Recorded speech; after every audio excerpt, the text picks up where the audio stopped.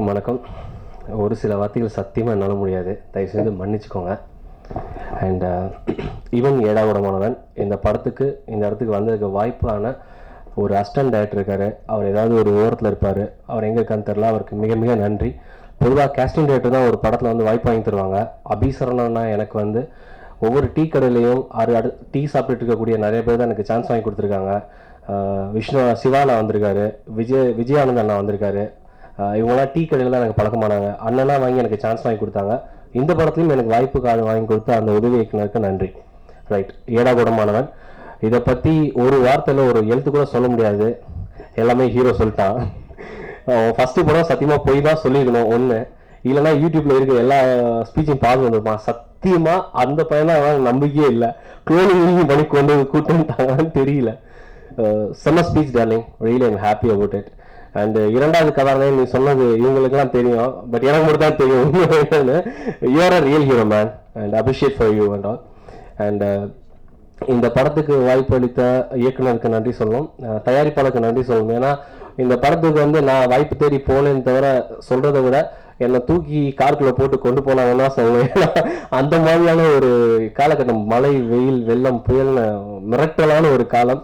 தயாரிப்பாளர் வந்து டிரைவர் வேலை கூட பார்த்தாரு. சத்தியமாக அவரோட கடின உழைப்பு தான் இந்த ஸ்டேஜில் போய் உட்காந்துருக்கோம். போஸ்டர் நிற்கிறதுக்கு வந்து தயாரிப்பாளரும் இயக்குனர் மட்டுமே காரணம்.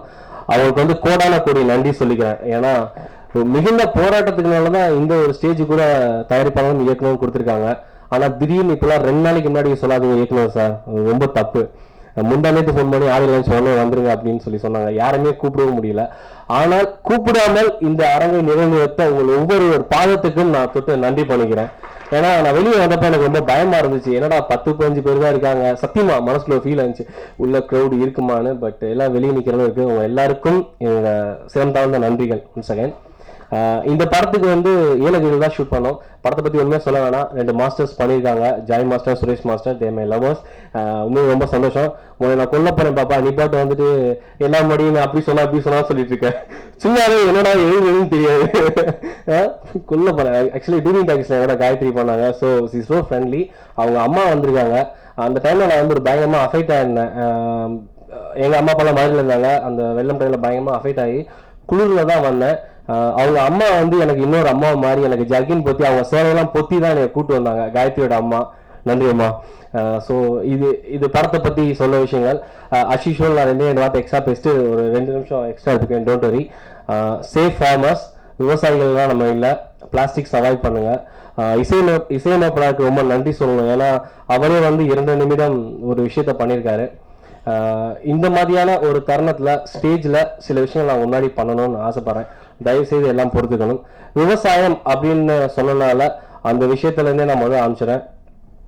டெல்லியில் திருப்பி விவசாயிகள் போராடிட்டு இருக்காங்க. அதுக்காக விவசாயிகளுக்கு வந்து உங்களுக்கே தெரியும், மீடியா அண்ணங்களுக்கெல்லாம் தெரியும், என்னால் முடிஞ்ச சிறு சிறு உதவிகள் நான் பண்ணிட்டு இருக்கேன். நேற்று கூட தலைவர் கூப்பிட்டுருந்தாரு. சாப்பாடுக்கே ரொம்ப சிரமப்பட்டு இருக்காங்க. குருத்வான்ற ஒரு இடத்துல தான் போய் சாப்பாடு எடுத்துட்டு வராங்க. நேற்று கூட இன்னைக்கு கூட பேசினாங்க என்கிட்ட. ரொம்ப சிரமப்படுறாங்க. நம்மளால ஒன்றும் பண்ண முடியாது, அஸ் யூஷுவல். இந்த மேடையை சிறப்பாகிறதுக்காக ஒரு விவசாயி வந்திருக்காரு. அவரை நான் மேடை கலைக்கிறேன் உங்கள் முன்னிலையில். மிஸ்டர் செல்வராஜ் அவர்கள் வராங்க. இவருக்கு வந்து என்ன மாதிரியான உதவி பண்ணலாம்? பொதுவாக எல்லாருமே ஒரு விதமான பண உதவி எப்பவுமே பண்ணிட்டு தான், முடிஞ்ச அளவு தேர் நாட் பெக்கர்ஸ். ஆக்சுவலாக அவங்களுக்கு அதெல்லாம் தேவை கிடையாது. சிறு உதவி இந்த நேரத்தில் அவங்களுக்கு தேவைப்படுது. ஆனால் அதை எப்படி பண்ணலாம் அப்படின்னு நான் யோசிச்சப்ப எனக்கு ஒரு விஷயம் புதுசாக அறிமுகப்படுத்தினாங்க. யாருன்னு பார்த்தீங்கன்னா ஜல்லிக்கட்டுலேருந்து எனக்கு பழக்கமான எபிஎன்னா டீம்ஸ்லாம் இருக்காங்க.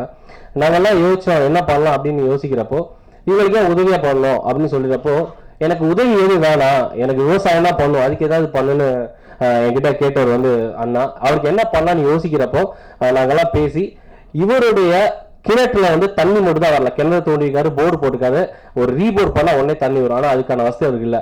ஸோ அவருடைய விவசாயத்துக்கு போர் போடுறதுக்கான முதல் கட்டமான நடவடிக்கை எப்படின்னா நானும் பண்ணியிருக்கோம். அது உங்க முன்னிலையில் இப்போ நாங்கள் பண்றோம். இதுக்கு உதவியாக அம்ஜத் டிராவல் அவர்களுக்கு நன்றி தெரிவிச்சுக்கிறேன். எபிஎன்ஆ மேடைக்கு வரும், நண்பர்கள் மேடைக்கு வரும் ப்ளீஸ். விஐபி முன்னால அதுக்கான தொகையை வந்து எபிஎன்ஆ டீம் வந்து விவசாயிகிட்ட கொடுப்பாங்க. Please 2 seconds.